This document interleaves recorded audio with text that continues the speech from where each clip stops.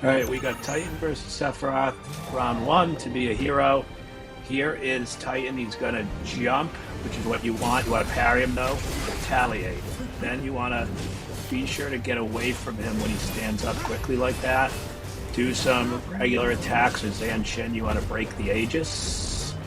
It's gonna happen pretty soon, I think. There it is, okay, just with the regular strong attacks, and then you want to get him to where he is to where the limit gauge is about a little bit over half, maybe 60%, and where the stagger gauge is close to a little bit over half. Use Aroga, he's weak to wind, then Octaslash, and then Prime. That should take off about half his HP right there. Then you want to get back, and you want to do the same thing again if possible. Sometimes the AI doesn't cooperate with you, but so you get into parry position. And there it is, he's jumping at you. Chop, retaliate, right? Parry, then retaliate. Then you just want to avoid all this stuff on the battlefield. And Zanshin to break the Aegis. And then you want to do the same thing again. You just want to do some regular strong attacks, weaken him up a little bit. Pivot to Aroga, and here it comes. And that should stagger him or come close to it and take away a lot of energy, a lot of HP. And then you need a limit break, and that's it for Titan. And that round, I believe, yes, is a perfect round. So. Alright, the next round is Ogre Raider, which is another round which you can pretty easily get a perfect on if you know how to parry and you've practiced it. It's not too bad. So you want to start out in a parry position here with Sephiroth. He's going to come up to you. He might try to whack you, parry that. That was kind of a glitch, but now he's going to do Berserker Bash, where again he jumps at you, similar timing to Titan, and then you want to just chop away to build up some ATB. Now he's going to come at you again, and there's the Furious Blows, right? If you could parry 4 of those, retaliate, look, you get a full stagger gauge, and there's Octaslash. That can do big damage, so, you know, you just got to be sure to parry it. Then you do Prime. Doesn't have 2 ATB yet, but it's there now. Go back into parry, and then another round of Furious Blows, 4 parries. Retaliation, and Blizzaga. Ogre Raider is weak to ice. That should be max damage, and then you can build up some ATB again. You know, stay away though, because he can't do some powerful attacks, but it's basically that the whole round is he's gonna come at you with Berserker Bash, come at you with Furious Blows. If you can parry it, then you can retaliate, and you can get full limit gauge and just do Octaslash and Prime, and if you have 2 ATB, you do Blizzaga, and that's kind of how you get through the round, probably in the fastest way.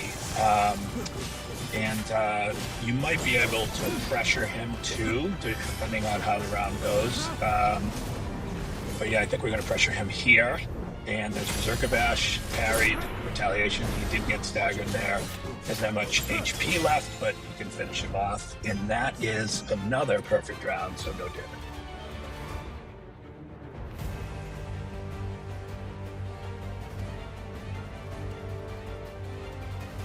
All right, so now we got the round 3. This is Phoenix. This is an annoying round for me, certainly. It's oddly tough, but it does follow a pretty easy path to just understand. So he's going to spawn these enemies. He just spawned Flan, so it's Sephiroth, so you want to use Zanshin Rising. That takes those spawns out pretty quickly. And then you just want to keep your ATB up at 2 for most of the fight. And again, if you practice how to parry here, so it makes the fight way easier, right? Because Phoenix does all sorts of fire attacks.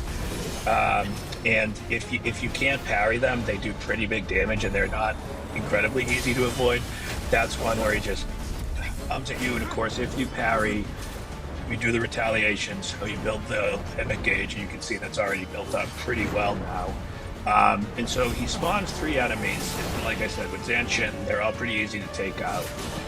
And now it comes to a point where, so depending on the amount of damage that you can do here, if you can get the pressure gauge probably 50-60%, so you might be able to kind of maneuver in with the Blizzaga and then stagger him there, and you might be able to win the round.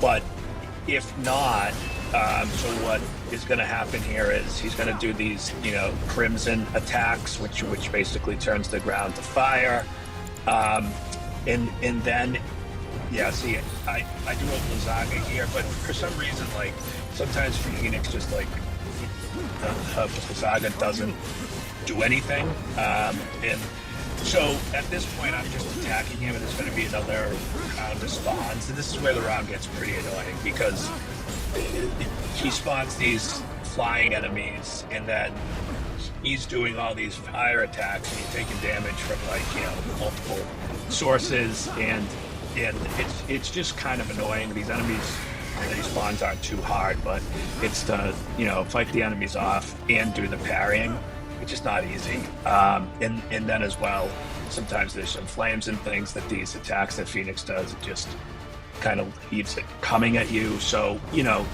do the best you can here to kind of like take out the weak enemies and then just try and parry what Phoenix is doing. So use Kiraga and a wall as needed. Definitely keep your HP up, because again, Phoenix, once he gets past a certain point on the pressure gauge, he's going to use Rebirth Flame. And that takes off like 6,500 HP or so. So it's a pretty nasty attack, but if you keep your HP up so you can survive it and then still beat him. But based on this here, you should be able to beat him before he even gets to the Rebirth Flame. So I'll show you how. And this Ogre spawn is pretty annoying, but okay, you take him out. Right, now he's pressured close to a stagger. And so now doing Blizzaga, Phoenix is weak to ice, right? That staggers him. Then you want to do a warp in on him, right? And do like, regular attacks, powerful attacks, and immediately do the Octaslash and Prime, right? And that gets you close, right? See, it's real close there. It's so annoying. But then if you warp in on him and just chop away so you can defeat him before the Rebirth Flame animation starts up. Okay, so we're going to round 4 here. Sephiroth solo run to be a hero, and now it's Sea Dragon, and this is a fight where you kind of have to parry, right? It's tough to win this fight if you don't. So there's, again, just like Titan, just like Ogre Raider, there's jumping in attacks. You just have to learn the timing there. And you could also then go into the Shift Slash, which is, do some more damage. But this fight is mostly about kind of parrying the fireballs, parrying the jumps, retaliating, and building up the limit gauge quickly. And then it's just kind of Octaslash Prime, and then, keep your distance from the Sea Dragon. You can do some pretty nasty attacks up front that take away if you're like right near him. So if you keep your distance, keep in the parry position, he's typically going to throw fireballs at you and jump at you. Fireballs come out quick, so just be ready to parry right away, right? If he jumps at you, always retaliate. You got a full limit gauge there, right? And of course, when you go into a limit, right, you're invulnerable to any damage. So try to do the limit as soon as you can, and then it's just rinse and repeat the whole round, just parrying, retaliating, Octaslash, again, so you can use this Shift Slash method here as well. It's just, you kind of got to keep your distance, right? Because if you don't, he can do damage to you. But it's mostly easy if you can parry. So this round is, you can do this round in a minute and a half or so. But I mean, if you can't, it's going to be very hard to beat the round. I don't even use magic on this round, except for a cure there. And the reason I had the cure was because, again, with the shift slash, just trying to complete the round quickly, but you kind of have to get inside on him a little bit, and that's where you can do some damage with the fire. But overall, pretty easy round if you can parry. Gonna be against Kujata, so round 5. Again, Kujata is... There's a way to kind of parry and retaliate throughout the whole round and just use Octaslash, but I find it hard to parry on this guy. And there's some super skilled players on YouTube who you should certainly check out their videos, so they just can parry the whole round and get a victory without any damage.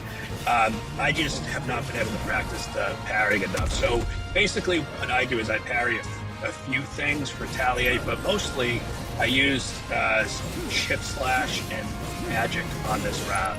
Shift slash to build up the limit gauge, and the magic just to attack the elemental weakness of Kujata. He typically has 2 elementals active at once, right? So right now he's ice and lightning, and so with Sephiroth, the shift slash is a nice attack. I mean, it allows you to kind of do some good damage, get the limit gauge up, get the ATB gauge up, and then kind of move around the enemy too, so it makes it hard to hit.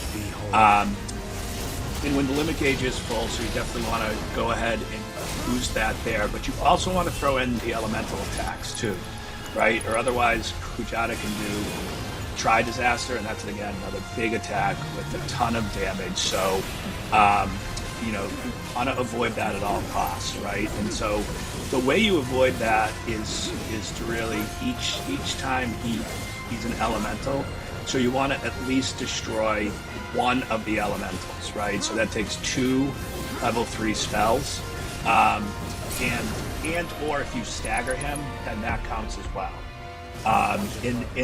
And then it's just basically doing the same thing the whole round. It's Octaslash, elemental spells, shift slash to build up the limit gauge.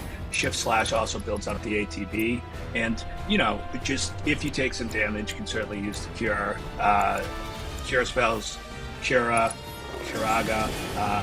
and just make sure to watch your HP. Avoid the stomps here, and avoid the gores, right? And it's pretty easy, especially a tip with the shift slash. Try to move around Kujata too. It makes it very hard for him to hit you with those pretty powerful elementals that he gets with the ice, fire, and lightning if you're moving around instead of just staying in like a single spot. And being in the air, I find too, is pretty helpful. You see, you just avoid that chilling horn there, and you're just kind of moving around. And Kujata's slow, so he doesn't really catch up. So this, makes it pretty easy. It's kind of a cheap technique, but again, if you're doing a solo run and you don't have, time to practice parries and things like that, I think that this is probably the best way to do it. So, you just keep doing this. He's getting close here, right? You can see the HP is quite low. So you shift slash until you get the limit gauge up here. And then you should be able to finish him off. And there it is. And then he gets finished off. And that is how I beat Kujata on this one.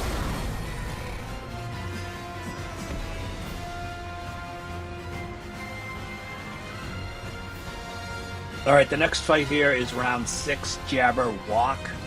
This guy can turn you to stone, and so who can do parries, retaliation. He certainly has attacks where that's possible, and there's a lot of accounts on YouTube who are able to do this. I'm not very good at parrying Jabberwock, so I just kind of defaulted to the shift slash approach along with Faraga. Jabberwock is weak to fire. And this just basically is, pretty easy approach again. With shift slash, you always want to move around the target, especially Jabberwock. He can turn you to stone, and a lot of his attacks do come from the side and front, so try to stay behind him, try to move around him. And then it's just basically shift slash into Octaslash, into Prime. You get 2 ATB, into Faraga, You do 2 rounds of that. It's pretty much all that you need to drain all the HP. And again, with this way too, you basically really minimize being turned to stone, and you can just keep the round going. Since you're on round 6, and that's pretty much it.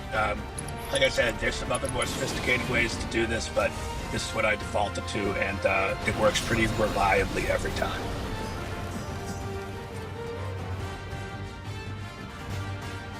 All right, so we have the round 7 coming up, which is going to be against Alexander to be a hero with Sephiroth in the solo run. The key thing about Alexander is to really destroy the arms. And with Sephiroth, it's pretty straightforward to do that with Zanshin and Zanshin Rising on each arm.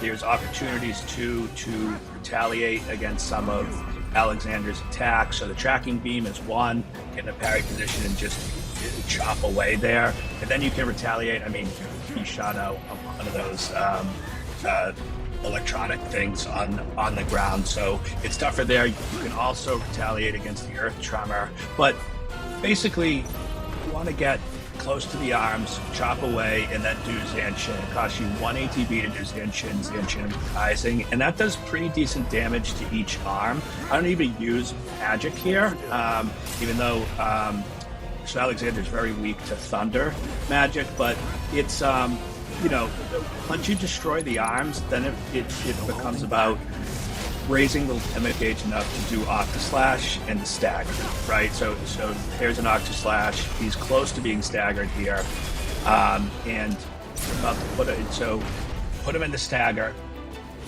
Then you do you could do Zanshin Rising, so you can do Shift Slash. So you want to build the limit gauge back up, as you're going to need to do another Octaslash to drain himself down even more.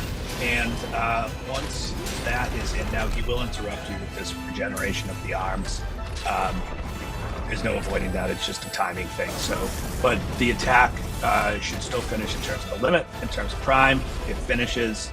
So he's not, his HP is definitely it's at about 25-30%. This is where you're going to be careful when he does the tremor, and then he kind of knocks you back, and then throws out the tracking beam and comes right behind you. That can take you out pretty quick, and that's sometimes hard to parry the earth tremor. So that's just an attack to really watch out for. I've been taken out by Alexander with that attack several times. But, you know, again, it's just back to destroying the arms.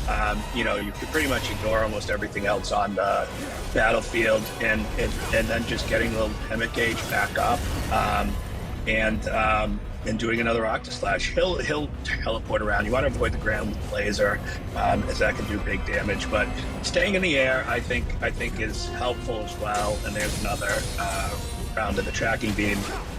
Who could retaliate if you're too far away, and that's pretty much, you know, again, that's pretty much my strategy for this. You don't really need to use any lightning magic, so you can just kind of do it physical with Sephiroth, especially on the arms with Zanshin, and then, you know, it takes about 3 or 4 limits or so, but you can take out Alexander that way.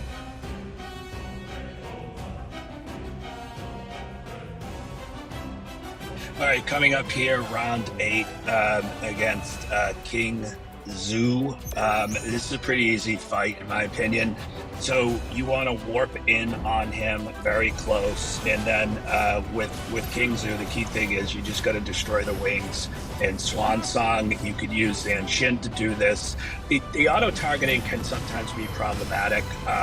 So, you know, Zanshin will work if you can target properly. A couple of them, so you have to do like 2 Zanshins on each wing. You can also use Shift Slash as well. Both will work, but you want to make sure to destroy the wings, yeah, fairly quickly. I mean, so you have time to do it, but if you don't, King Zu can take you out in like a one-shot attack, right? And then after the arms are destroyed, you just want to build up your own limit gauge. You want to pressure King Zu. Then he'll do Swan Song again. He might do some other attacks, but again, if he does Swan Song, goal is you destroy the 2 wings as fast as possible, and don't linger with this. I've been taken out. It's you know, it's not fun to be taken out in round 8 when you've gotten so far on a fairly easy fight, because you don't destroy the wings, or the auto targeting is kind of, you know, flaky, right? So just be sure to take care of that first and foremost. And you can sneak. Kingzu is weak to lightning magic, so you know, if he's staggered, or you know, if you just kind of need to take off a little bit of HP at the very end, you can use Thundaga. I've done that a bunch of times, but you know, primarily it's just to break the wings, right? Then build up the limit gauge, do Octaslash, and then rinse and repeat. Pretty easy. All right, so we're coming up on round 9 against Bahamut and Arisen. This is, you know, a tough fight. You have to be able to parry some attacks here, retaliate as well to build up your limit gauge. I'm not sure if you can beat him without doing some of that. And there's a parry there. You see, the limit gauge is about 35% filled after 1 parry, and there's a second one, so you're about half filled. And that's why it's important to be able to kind of, you know, practice and just get the timing down on that, because it really helps a lot with this fight. Now I'm using shift slash in the sky, in the air. That's something that can help too. Bahamut does some nasty attacks that can take off a ton of energy at once. I missed the parry there. But basically, when he stops like this, so you want to destroy the wings again, right? And the auto-targeting is a bit flaky, but, you know, you just have to position yourself right. You do Zanshin in front of the right and the left wing, and then hopefully if you have a full limit gauge, you can do Octaslash and Prime. If you have 2 ATB, which I don't here, you can also throw in like a Thundaga as well. But so my strategy is basically to try and stay in the air, shift slash Bahamut. It's, you know, I won't say it's easy, because he can still knock you out of the air, but it's probably on a solo run especially, it's one of the safer ways to beat him. Again, it's important to break the wings though, pretty much every chance that you can get, and then do Octaslash. Bahamut has a ton of defense, and so it's just really have to work to get the HP down and to stagger him as well. So it's important to try and break the wings pretty much every single chance that you get. I mean, otherwise you see the basic strat, and there's a Neo Drive mode, and this is where you can really amp up the damage. So I did a re-raise here. You know, some people are good enough on live. See, I just got paralyzed there, and that's where you can really see. So paralyzed once, then about, you know, 2,500 HP gone, right? You can lose HP very quickly here, and so, you know, avoiding Bahamut's attacks in addition to parrying some as well is kind of the strategy. But in between, it's again imperative just to break the wings every time, right? And you see, I got a stagger there from breaking the wings, and losing Zanshin does build up the pressure gauge as well. So that's another thing that helps too. But you see the HP, it's slowly draining. I think that's my 3rd emmet that I've done, right? 3rd time broken the wings as well. And then just kind of doing the shift slash around him. You know, he still gets a hit in every now and then. If you want to use Cure if needed, you can also have a mana wall. So what you don't want is really him to get into the Giga Flare mode, because even if you survive that with like a re-raise, the strength that he gets after that too it makes him pretty tough to beat, or at least I have trouble beating him if he gets into that mode. So you definitely want to try and prevent him from getting there. But that's, I mean, it's pretty straightforward. Besides that, staying in the air is the way to go. And eventually, if you just stay at it, and break the wings every time, right, or close to every time at least, so you can probably take him out without a ton of trouble. Although I will say there's just certain times where if you're not on guard, if you're not avoiding certain attacks, or if you're not parrying, you can do serious damage that can take you out. And being in round 9, it really stinks to go down this late before you're like right at the end. You can see the finish line, and then you go down. But that's about, I think, the 4th limit I've done. He's still still going, right? So it definitely takes a lot here to take him out, and that's why it's just important to stay on him any chance that you get. See here, because of the auto targeting in my position, I did break the wings, but it was close, and that was enough. So that's it for Bahamut Arisen.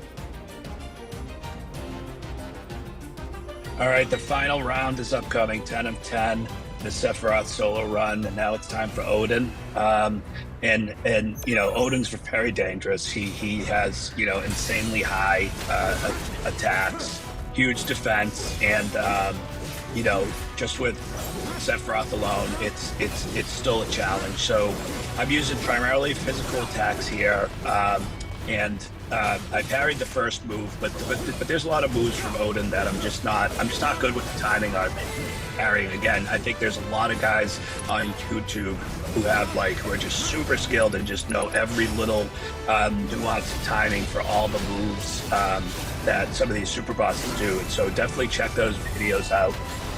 If you need some assistance being able to parry a little bit better. But so I similar strategy as to Bahamut: stay in the air, shift slash, right? Try to avoid Odin's big attacks, right? And that means just kind of moving in and out, right? And don't get caught too close. Shift slash will, it's able to get the stagger gauge up. It's able to get your own limit gauge up. I don't rely on magic here at all, almost, except for maybe a cure or re-raise. I don't rely on any level 3 magic for offensive spells. It's just really shift slash, some parries, some retaliation, and then getting to Octaslash. And it takes about 4 or 5 Octaslashes to dispatch Odin. And Odin can do serious damage very quickly. He could easily take off, 4,000 to 6,000 HP with, a single attack sequence, right? And then when he does this kind of spatial separation here, so you're losing HP on the ground, and he starts to do these more powerful attacks. He's gonna eventually, too, in this sequence, he's gonna do the temporal imprisonment, which, being alone, right? This is a solo run, so you really just have to either have a kind of a limit gauge built up and just on hold for that, or so you have to do a re-raise and have that ready. But it's definitely something to just be aware of, because if he puts you in the prison, so you're pretty much done there unless you have a re-raise at that point. So besides that, same strategy, just moving around him. So with the shift slash, you can see his pressure gauge going up kind of every time, and you can see the limit gauge also going up each time. He's cutting around, doing a lot of it. You can always throw a spear and knock you out of this guy. See, and there it is, temporal imprisonment.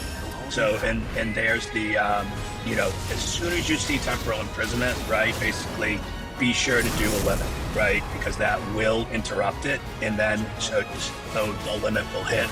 And he's got about 20% HP here. He's staggered, so this is a chance to really take down a lot of his HP. You want to dispatch Odin as soon as you can. He's super tough, and even with a very small amount of HP, he can do mega damage. But was lucky there to be able to, have a limit before the imprisonment, and then was able to dispatch him with, I think it was 4 or 5 Octaslashes. But tough round, but worth it. All right. I hope everyone finds this helpful. And, certainly click the subscribe button. You can leave a comment, ask me a question or something. But thanks for watching the video. Appreciate it.